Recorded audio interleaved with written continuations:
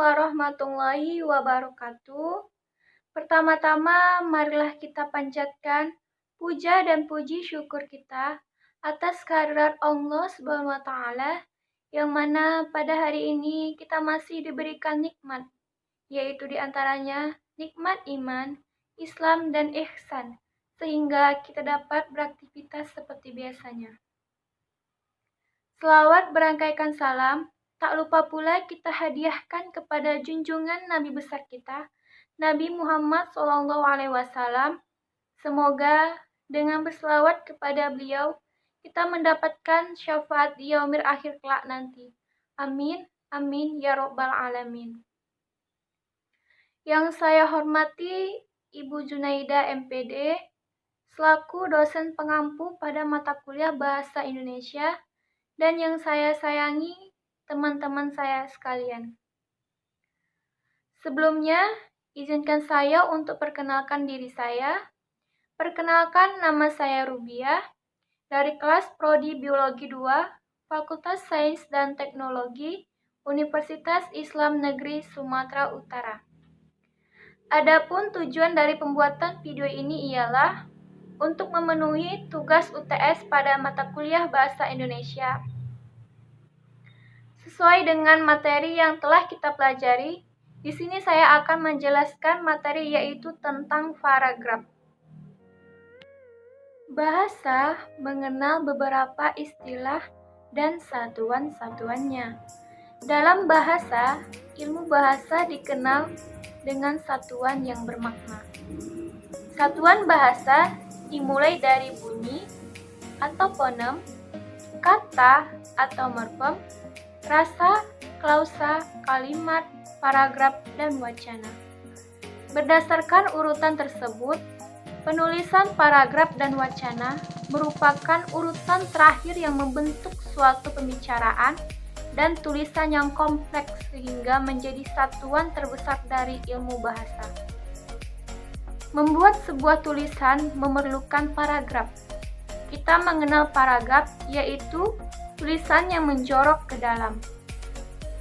Dalam pembuatan paragraf memerlukan beberapa hal karena harus terdapat kepaduan dan kesepadanan isi dari paragraf. Di sini saya akan menjelaskan satu persatu, yaitu yang pertama, hakikat paragraf beserta pengertian paragraf. Yang kedua, fungsi dan syarat paragraf. Yang ketiga, unsur paragraf. Yang keempat, kerangka paragraf. Dan yang terakhir, macam-macam paragraf. Yang pertama, hakikat paragraf beserta pengertian paragraf. Bila kita memperhatikan sebuah karangan, akan terlihat ada beberapa kelompok kalimat yang jumlahnya tidak sama. Hal itu bergantung kepada luas dan sempitnya ide yang akan disampaikan oleh pengarang. Selain itu, penulisannya pun ada yang menjorok ke kanan antara 5 sampai 7 ketukan. Bagian kerangka seperti itulah yang disebut paragraf. Supaya lebih jelasnya, paragraf adalah satuan bentuk bahasa yang biasanya merupakan hasil penggabungan beberapa kalimat. Jika paragraf itu terdiri dari 2 kalimat, maka kalimat pertama merupakan kalimat utama dan kalimat kedua merupakan kalimat penjelas. Pada umumnya, sebuah paragraf lebih dari 2 kalimat. Sebuah paragraf biasanya terdiri dari pikiran, gagasan, atau ide pokok yang dijelaskan dengan kalimat pendukung. Pembuatan paragraf terdiri dari fakta dan opini yang berisi tentang penjelasan berdasarkan kenyataan yang terjadi, kemudian diberi pikiran penjelas berupa pendapat penulis. Paragraf terdiri dari beberapa kalimat yang memiliki kepaduan yang sesuai dengan inti dari paragraf tersebut. Yang kedua, fungsi dan syarat paragraf. Pertama, fungsi pembentukan paragraf. Paragraf dibuat oleh pengarang tentunya memiliki beberapa fungsi yang akan memudahkan pengarang tersebut membuat tulisan. Adapun fungsi pembentukan paragraf dikemukakan yaitu yang pertama, untuk menampung bagian kecil gagasan utama karangan. Yang kedua, untuk memudahkan pemahaman jalan pikiran pengarang dengan cara memisahkan pikiran utama yang satu dari yang lainnya. Yang ketiga, untuk pengarang melahirkan pikirannya secara sistematis. Yang keempat, untuk pembaca mudah mengikuti dan memahami alur pikiran pengarang. Yang kelima, untuk membentuk penggalan-penggalan pikiran pengarang. Yang keenam, sebagai tanda pikiran baru dimulai. Dan yang terakhir, untuk memungkinkan perhentian lebih lama daripada akhir kalimat dan konsentrasi terhadap pikiran utama. Kedua, syarat-syarat pembentukan paragraf.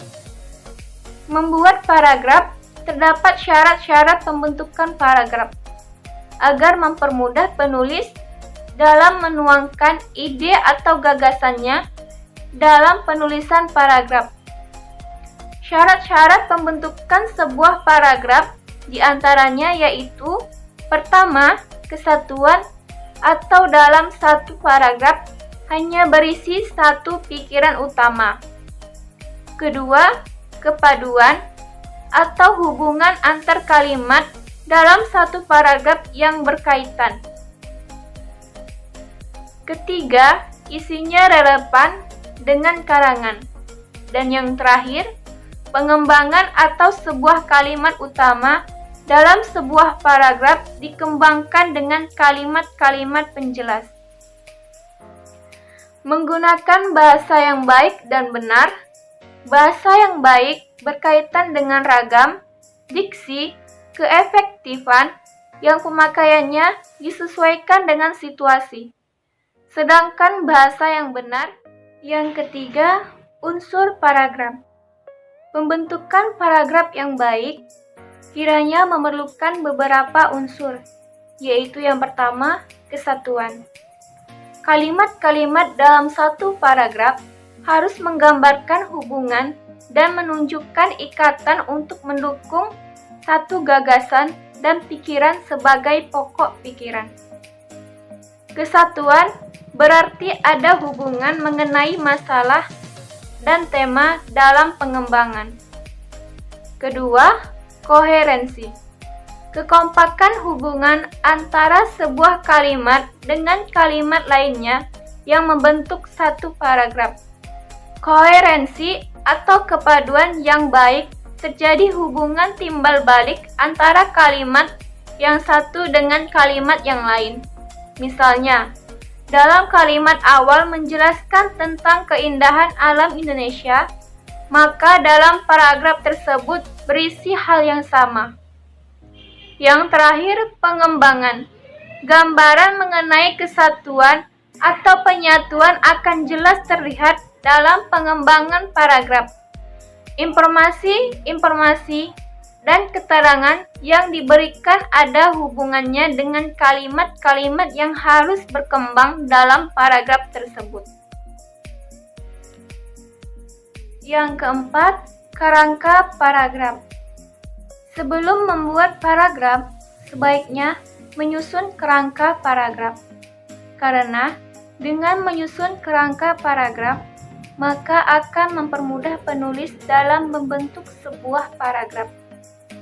Adapun langkah-langkah penyusunan paragraf, yaitu yang pertama, menentukan tema. Yang kedua, menentukan ide pokok dengan menuangkan kalimat yang menjadi ide dasar paragraf. Yang ketiga, menuliskan kalimat penjelas untuk mendukung ide pokok. Dan yang terakhir, menuliskan kerangka paragraf yang terdiri dari tema, judul, dan pikiran utama yang nanti akan dikembangkan. Yang kelima, Jenis-jenis paragraf. Jenis-jenis paragraf dibagi menjadi 3, yaitu yang pertama, jenis paragraf berdasarkan isi, yaitu seperti narasi, deskripsi, eksposisi, dan argumentasi. Yang kedua, jenis paragraf berdasarkan letak kalimat utamanya, yaitu seperti deduktif, induktif yang dibagi ke dalam 3 jenis, yaitu generalisasi, analogi, dan kausalitas. Yang ketiga, jenis paragraf berdasarkan fungsinya, yaitu seperti paragraf pembuka, paragraf pengembang, dan paragraf penutup. Jenis paragraf berdasarkan isi, yaitu yang pertama narasi, adalah paragraf yang menceritakan atau mengisahkan suatu kejadian atau peristiwa. Bentuk ini mementingkan urutan kejadian dan tokoh. Seperti contoh yang tertera di PowerPoint saya, pergilah Joko ke pasar menggunakan sepeda tuanya. Sesampainya di pasar, dibelilah kebutuhan-kebutuhan hidupnya bersama sang ayah yang sakit-sakitan. Setelah semua barang terbeli, ia kembali mengayuh sepeda tuanya menuju rumahnya yang hanya berupa gubuk di pinggir jalan. Dalam paragraf tersebut, terdapat narasi yang menceritakan atau mengisahkan suatu kejadian atau peristiwa yang mementingkan urutan kejadian dan tokoh. Yang kedua, deskripsi adalah paragraf yang menggambarkan suatu objek sehingga pembaca seakan bisa melihat, mendengar, atau merasakan objek yang digambarkan itu. Objek yang dideskripsikan dapat berupa orang, benda, atau tempat. Ciri-cirinya ada objek yang digambarkan. Seperti contoh yang tertera di PowerPoint, gadis itu menatap Doni dengan seksama. Rambutnya hitam, lurus hingga melewati garis pinggang. Matanya bersinar lembut dan begitu dalam, memberikan pijar, mengesankan yang misterius. Ditambah kulitnya yang bersih, dagu lancip yang menawan, serta bibir terbelah. Dia sungguh tampak sempurna.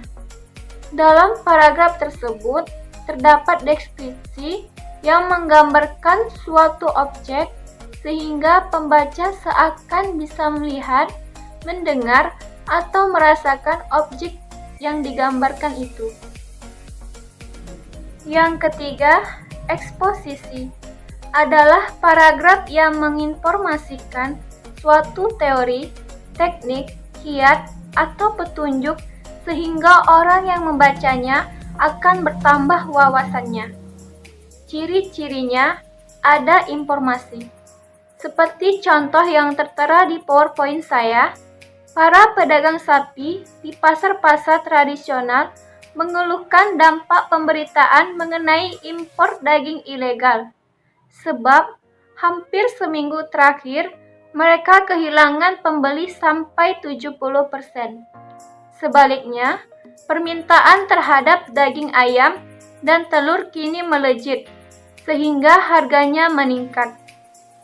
Dalam paragraf tersebut, terdapat eksposisi yang menginformasikan suatu teori atau informasi sehingga orang yang membacanya akan bertambah wawasannya. Yang keempat, argumentasi adalah paragraf yang mengemukakan suatu pendapat beserta alasannya. Ciri-cirinya ada pendapat dan ada alasannya. Seperti contoh yang ada di PowerPoint saya, pendidikan Indonesia adalah pendidikan yang sangat mahal dan tak terjangkau bagi masyarakat yang tidak mampu. Pada tahun 2010 saja, terdapat 1,8 juta siswa. Biaya pendidikan yang mahal diperkirakan menjadi sebab tingginya angka putus sekolah di tahun 2010 tersebut. Dalam paragraf tersebut, terdapat argumentasi yang mengemukakan suatu pendapat beserta alasannya. Yang kelima, persuasi adalah paragraf yang mengajak, membujuk, atau mempengaruhi pembaca agar melakukan sesuatu. Ciri-cirinya ada bujukan atau ajakan untuk berbuat sesuatu. Seperti contoh yang ada di PowerPoint saya, banyak orang yang meremehkan sampah, bahkan tidak terpikirkan hal yang akan ditimbulkannya. Walaupun tempat sampah banyak disediakan, tetapi kepedulian seseorang terhadap sampah sangat kurang. Sebagai siswa, kamu sebaiknya menyadari dan memiliki sikap peduli terhadap sampah. Oleh karena itu, buanglah sampah pada tempatnya. Dalam paragraf tersebut, terdapat persuasi yang adanya pembujukan atau pengajakan untuk berbuat sesuatu. Jenis paragraf berdasarkan letak kalimat utamanya, yaitu yang pertama, paragraf deduktif adalah paragraf yang dimulai dengan mengemukakan persoalan pokok atau kalimat topik, kemudian diikuti dengan kalimat-kalimat penjelas. Seperti contoh yang tertera di PowerPoint saya, kemauannya sulit untuk diikuti. Dalam rapat sebelumnya, sudah diputuskan bahwa dana itu harus disimpan dulu. Para peserta sudah menyepakati hal itu. Akan tetapi, hari ini ia memaksa menggunakannya membuka usaha baru. Dalam paragraf tersebut, terdapat deduktif yang mengemukakan persoalan pokok atau kalimat topik, kemudian diikuti dengan kalimat-kalimat penjelas. Yang kedua, paragraf induktif adalah paragraf yang dimulai dengan mengemukakan penjelasan-penjelasan, kemudian diakhiri dengan kalimat topik. Paragraf induktif dapat dibagi ke dalam 3 jenis, yaitu generalisasi, analogi, dan kausalitas. Generalisasi adalah pola pengembangan paragraf yang menggunakan beberapa fakta khusus untuk mendapatkan kesimpulan yang bersifat umum. Analogi adalah pola penyusunan paragraf yang berisi perbandingan dua hal yang memiliki sifat sama. Pola ini berdasarkan anggapan bahwa jika sudah ada persamaan dalam berbagai segi, maka akan ada persamaan pula dalam bidang lain. Dan kausalitas adalah pola penyusunan paragraf yang menggunakan fakta-fakta yang dimiliki pola hubungan sebab akibat. Seperti yang ada di PowerPoint, contoh paragraf induktif yaitu dengan bahasa, manusia dapat melakukan komunikasi dengan sesamanya. Dengan bahasa, manusia dapat mempelajari ilmu pengetahuan. Dengan bahasa pula, manusia dapat mengungkapkan isi hatinya pada orang lain. Bahasa merupakan kebutuhan manusia yang sangat penting dalam kehidupan sehari-hari. Dalam paragraf tersebut, terdapat induktif yang mengemukakan penjelasan-penjelasan kemudian diakhiri kalimat topik. Yang ketiga, paragraf campuran adalah paragraf yang dimulai dengan mengemukakan persoalan pokok atau kalimat topik, kemudian diikuti dengan kalimat-kalimat penjelas dan diakhiri dengan kalimat topik. Kalimat topik yang ada pada akhir paragraf merupakan penegasan dari awal paragraf. Seperti contoh yang tertera di PowerPoint saya, dalam kehidupan sehari-hari, manusia tidak dapat dilepaskan dari komunikasi. Kegiatan apapun yang dilakukan, manusia pasti menggunakan sarana komunikasi, baik sarana komunikasi yang sederhana maupun yang modern. Kebudayaan dan peradaban manusia tidak akan bisa maju seperti sekarang ini tanpa adanya sarana komunikasi. Dalam paragraf tersebut, terdapat campuran yang mengemukakan persoalan pokok atau kalimat topik, kemudian diikuti dengan kalimat-kalimat penjelas dan diakhiri dengan kalimat topik. Paragraf berdasarkan fungsinya, yaitu yang pertama, paragraf pembuka adalah paragraf yang berisi ancang-ancang atau arahan tentang apa yang akan diuraikan atau dibahas pada bagian isi wacana. Paragraf pembuka mengemukakan hal-hal yang menjadi penarik minat para pembaca. Dengan kata lain, paragraf pembuka itu harus menumbuhkan perasaan ingin tahu para pembaca tentang apa yang diuraikan selanjutnya. Seperti contoh yang ada di PowerPoint saya, siapa yang tak kenal kota Bandung? Ibu kota Jawa Barat ini memang mempunyai pesona yang begitu memikat siapapun.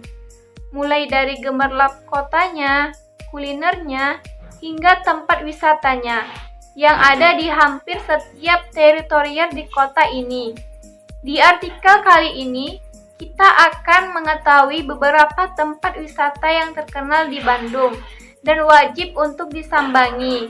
Dalam paragraf tersebut, terdapat pembuka yang berisi ancang-ancang atau arahan tentang apa yang akan diuraikan atau dibahas pada bagian isi wacana.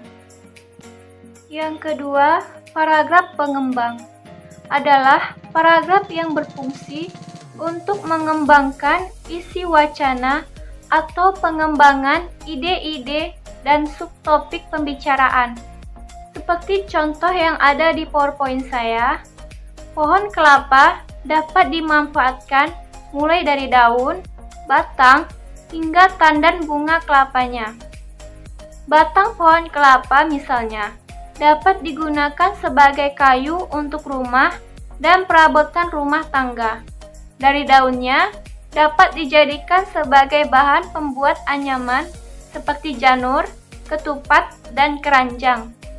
Adapun tandan bunga kelapa dapat digunakan sebagai hiasan dalam acara pernikahan. Dalam contoh tersebut, terdapat pembuka yang mengembangkan isi wacana atau pengembangan ide-ide dan subtopik pembicaraan. Yang ketiga, paragraf penutup adalah paragraf yang mengakhiri sebuah uraian bisa mengandung bermacam-macam maksud atau isi, seperti kesimpulan uraian, saran atau harapan, penegasan, kritikan, dan rangkuman isi uraian atau resume. Seperti contoh yang ada di PowerPoint saya, hal-hal di atas tidak usah untuk dilakukan, hanya perlu kesadaran, kedisiplinan, serta tanggung jawab diri kita sendiri. Ketika itu dilakukan, internet akan sangat berguna bagi kehidupan, khususnya diri kita. Dalam paragraf tersebut, terdapat penutup yang mengakhiri sebuah uraian, mengandung bermacam-macam maksud atau isi. Sebelumnya, terima kasih atas perhatiannya untuk menonton video ini hingga sampai akhir. Semoga apa yang sedikit saya sampaikan tadi bermanfaat bagi kita semua. Demikianlah yang dapat saya sampaikan. Lebih dan kurangnya saya mohon maaf, dan kepada Allah saya mohon ampun. Wabillahi taufik wal hidayah. Wassalamualaikum warahmatullahi wabarakatuh.